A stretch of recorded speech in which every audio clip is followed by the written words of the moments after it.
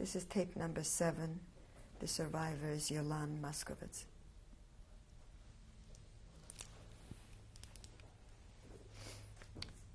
So tell us briefly when you arrived in Vienna, and who were the people that were waiting for you on the other side of the border, and then what happened afterwards? People whom we paid to take us over the border, so they were waiting for us. And then they took us to the Arzberger that was sponsored probably by the Joint, and that was a big gymnasium, and we were put in there. So how long were you there?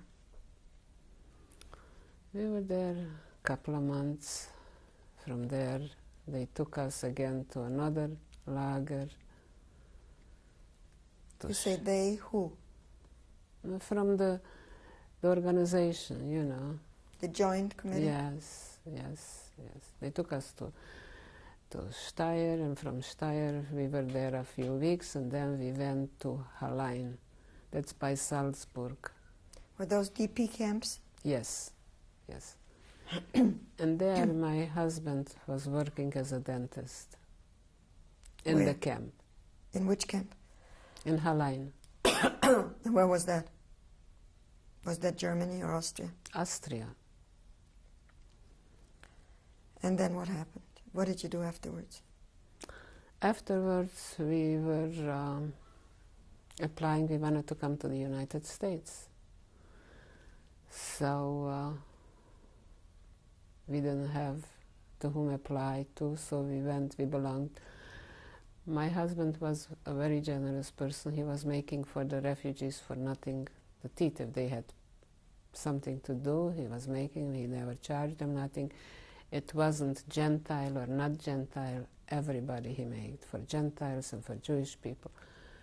And so the Czech committee, because we are Czech citizens, so they tried to give us some papers, to arrange for some papers to take us out. So we got our papers and everything, so we were coming to the United States. And when we arrived here, we didn't let them know for the Czech committee when we are arriving, because we thought we want to stay Jewish. We didn't want to stay, you know, non-Jewish. So when we arrived, the Joint came out, and they were just taking their people, and us, nobody wanted to have anything to do with us. I have a little boy. The child was hungry, to give him a little milk or anything.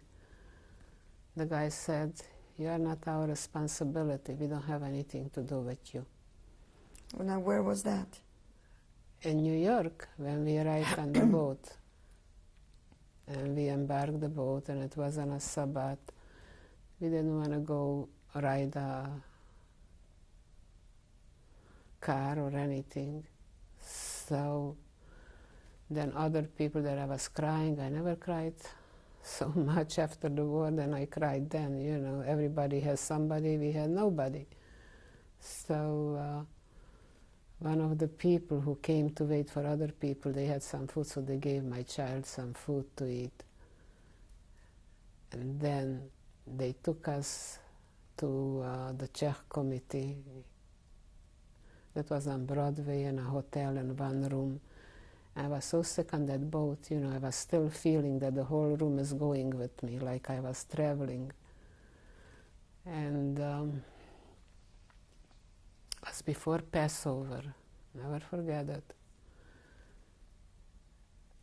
My husband went to the Joint, to the Jewish committee, and they told them, you know, we're here, and we don't have nothing, and it's Passover, they should do something where we should stay. So first they didn't want to have anything to do, and then they said, okay, for you. He says, what do you mean for me? How about my wife and my child? I'm not going to go just me and my wife and child, no. So they didn't want to have anything to do with us, so the Czech committee gave us some money.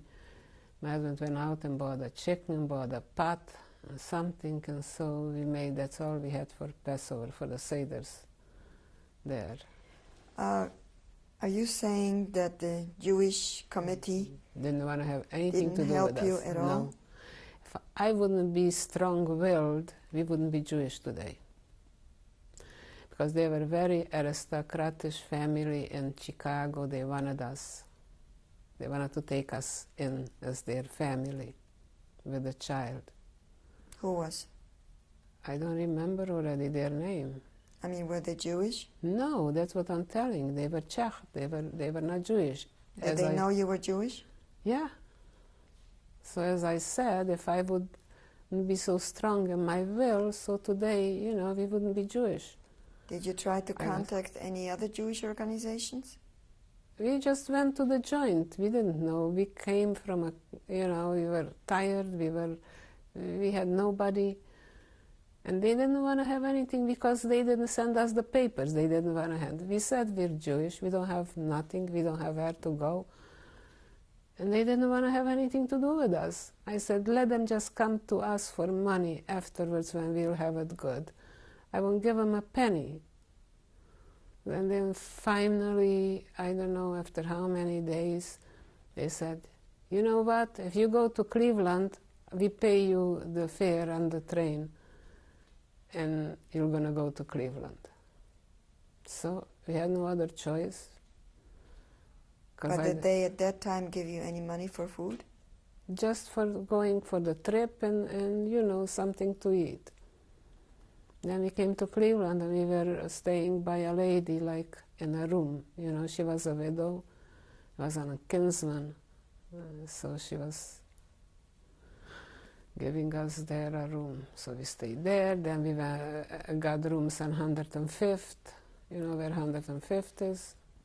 So tell me, what happened, in short, what happened during the time you lived in Cleveland and till today? Can you give us a brief history about that? Well, nothing. My husband went to work and I was going to school.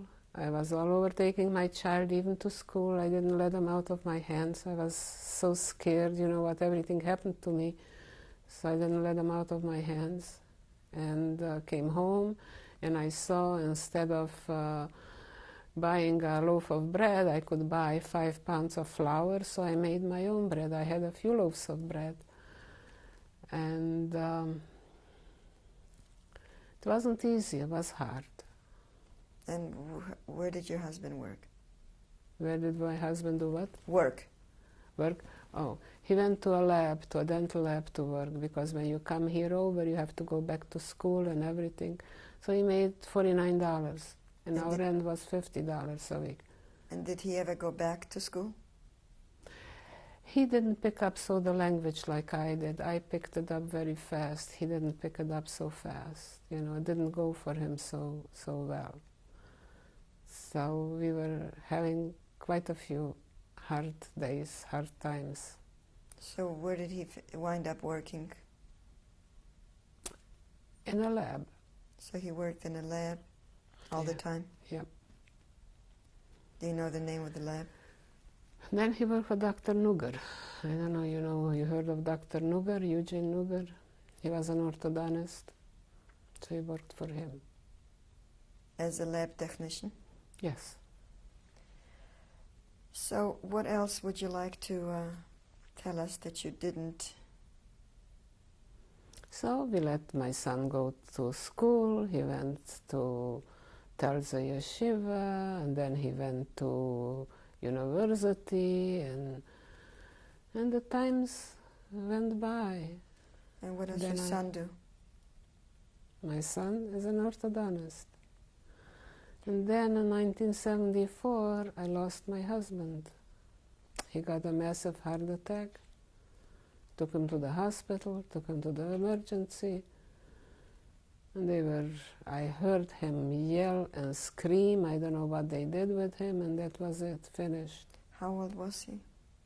Pardon? How old was he when he perished? 60. So, and after that, I went to work for a dentist. I worked there for 5 years as a dental assistant. And then after 5 years, I got married to Max. And who's Max? Is he Max is my husband. was he a survivor as well? Yes. And did you have any children with Max? No. I have a son and he has a daughter, and we has 9 grandchildren between the two of us. And would you like to tell us their names? What are your grandchildren? And how many do you have? 4, 2 boys and 2 girls. Jeffrey, Yona, Riva, and Penina. And Max's is Chet, Stephen, Daniel, Robert, and Dave. And where were the children born? Canada. Do you see him often? I wish I could see him so often, not so often.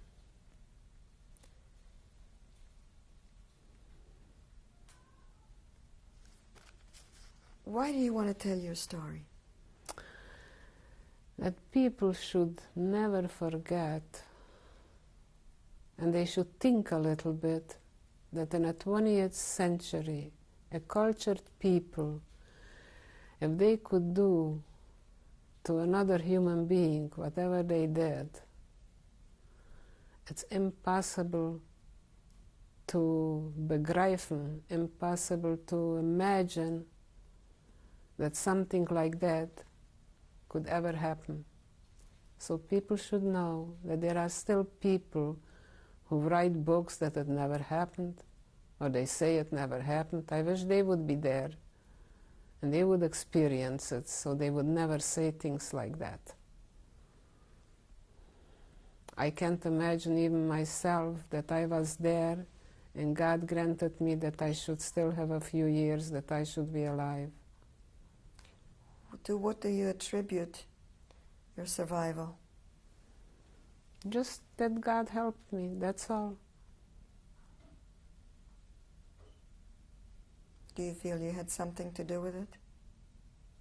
With the survival? I don't know how I did survive. Just God's will, that's all. Did you ever pray during the war while you were in the I tried camps? whatever I could. We were crying, and it was on Yom Kippur, we were all crying and praying whatever we could by heart. We couldn't pray, we didn't have any books or anything. So you never lost your faith? No, never. Even in the hardest days. How did that affect your son? That's why he was urging me. He said, Mom, I don't know anything what you went through. You never told me. You never told us. Please go and make the video that the children should know, and everybody, the whole world should know and see what you experienced. Did you ever discuss it between yourself and your husband? Did you ever tell your son what you went through? No. I wanted to spare him the things. Did he ever tell you whether he felt it and how he felt about it? Who, my son?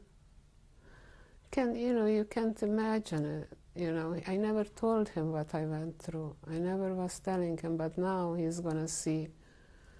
I wanted to do it before, but I lost my husband, and he said he's afraid I'm gonna have a nervous breakdown, so he didn't let me do it.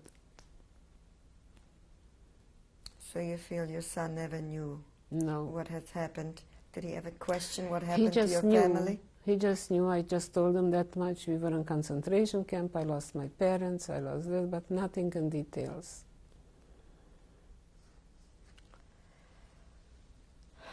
How do you feel about the way you've lived your life? And what is important to you today? Today, the children. And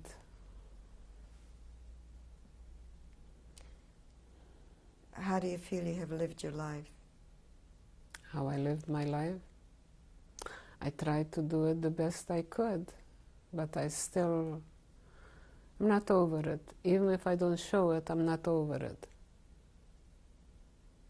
In what way? Inside, inside it's always trembling in me that think what I went through, the fear and the things.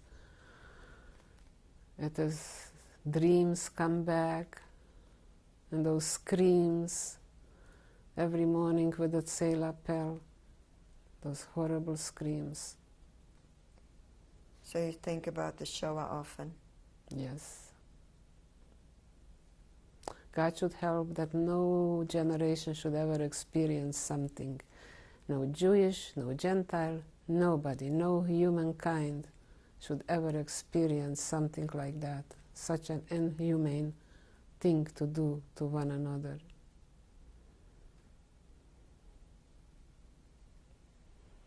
Have there been any decisions you've made or things you have done that were influenced by the Shoah experience? If I did, I don't know, I'm just trying to be nice and good to everybody. I'm trying.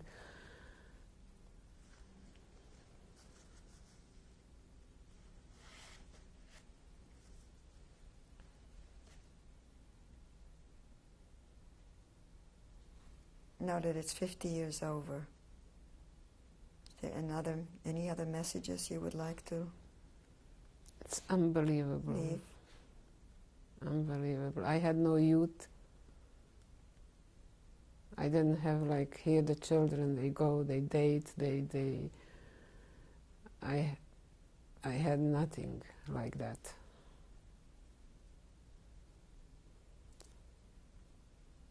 There should be peace in the world. The world is so big, everybody has plenty of place and everybody could live and everybody should like each other.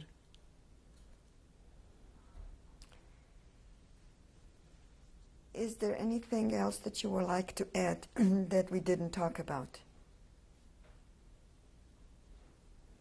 Going back to the camps, anything that you want to tell us that you didn't?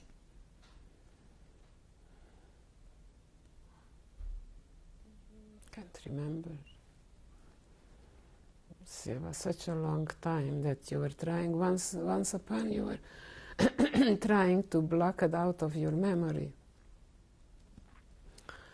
So it's very hard to remember. But the block of us weren't so nice to us because they were suffering already 4 years before we came, but it wasn't our fault. And so they were cruel to us.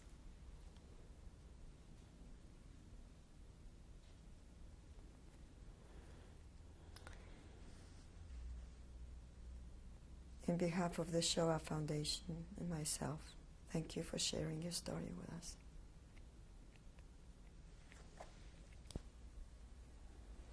Okay, could you tell us who's on this picture? This is my mother when she was still a young girl, and I found it here in America by a cousin, because you could see her beautiful long hair. When she was married, she had no hair. She was wearing a wig. And how did your cousin come to heaven? They came out, they had an uncle here in Detroit, and they came out in 1938. Could you tell us who's on this picture?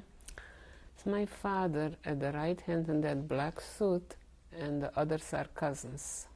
I found that also, otherwise I wouldn't have nothing. And where did you find that? This one I found in Budapest. And how old was your father here? Oh, he was young. I don't remember how old he was there. Tell us about this picture. This is my sister Lily. She lived in Uzhgorod up till now. 3 years ago she came out to the United States. She's a teacher. Thank you. Please explain this. This is my picture. I was 20 years old. I had nothing. I heard in Bucharest they're giving for the Czech citizens some money, the ones who came from concentration camp. So this is my legitimație, or how do you say it? From Bucharest. Card. Yeah. Pass card. Yes. card from Bucharest. What year was that taken? June 30, 1945. And how old were you here? 20. And this is my brother, Moshe. He was then engaged to get married. He is still in Uzhgorod. And how old was he here? Here? Don't remember exactly. Must have been 16, 17 years old.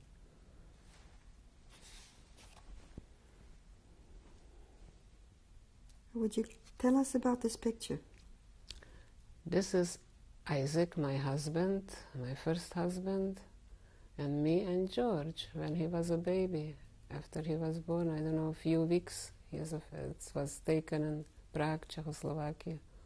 In what year? 1948.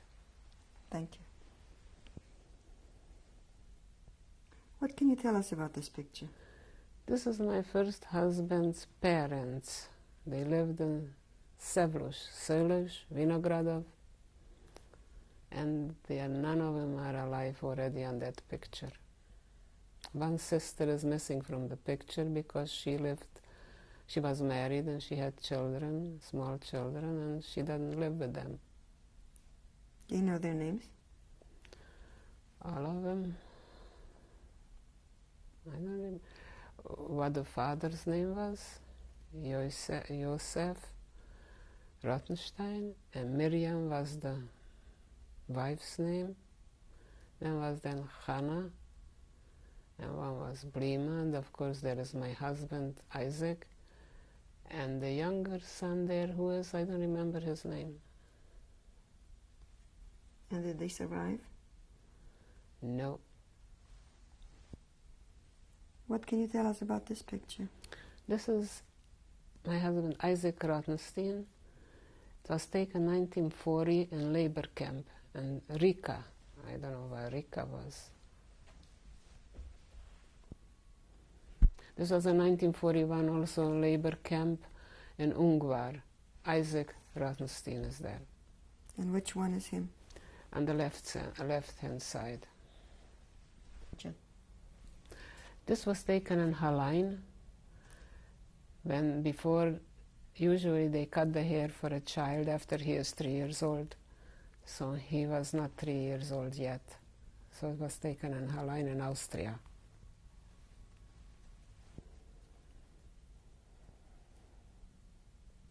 Okay. So this is a picture of and it was taken in Prague, Czechoslovakia. What year? So I don't remember the year. It was after the war. 53. That was in 53. 53. What can you tell us about this document? In 1953, from 52 till 53, I went to Glenville High School. I was learning English, and I took all over my son. I wouldn't let him out of my hands, my side. So, and the teacher was very pleased with me. She said I'm an excellent student and I learn fast. Isaac and I. Please explain this picture. This is Isaac, my first husband, and I. It was made in front of the Lancashire Shul. We went to a fair. Was it a bar mitzvah or wedding? I don't remember. And what year? I don't remember that either. So, explain this picture to us, please. This is my son George before I cut his hair, before he was 3 years old. It's made also in Hallein, Austria.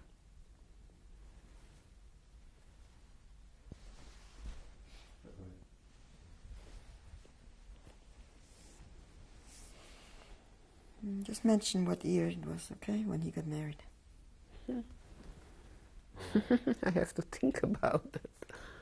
I don't know. Who is on this picture? It's my son George and Esther, my daughter-in-law, and myself. It was made in 77, I think. 1977.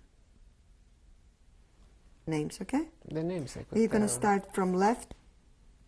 Okay, this was the bar mitzvah of Yona, and there is from left, it's Riva. Behind her is my son George, my daughter-in-law Esther, and comes Yona next to her, and down is Panina, and then I come, and Max, and Jeffrey. So let's leave it, make sure. Okay, that's the bar mitzvah of Jeffrey. There is Jeffrey on the left-hand side, in the middle is George, my son, and on the right-hand side is my husband, Max Moskowitz. So this is my husband, Max Moskowitz. We were married in 1979, April. It's a good 18 years. And I'm trying to do my best to take good care of him. I want him to be healthy. Wir sind jetzt in 20. Max, my would you God, like to very- say something? I'll say later on the same thing. I could say the same thing. I could repeat the same thing. What would you like You to know. tell us? I mean, you know, we should be happy to Introduce me. yeah, this is, what do you have to introduce? I mean, it's not introduce. How you call it here on the thing, Joanne or Jolan or what? Jolan. Jolan or Joanne? Or someplace she calls herself Joanne, you know? So she's a good wife, really. You know, I'm glad I didn't marry anybody else. Okay?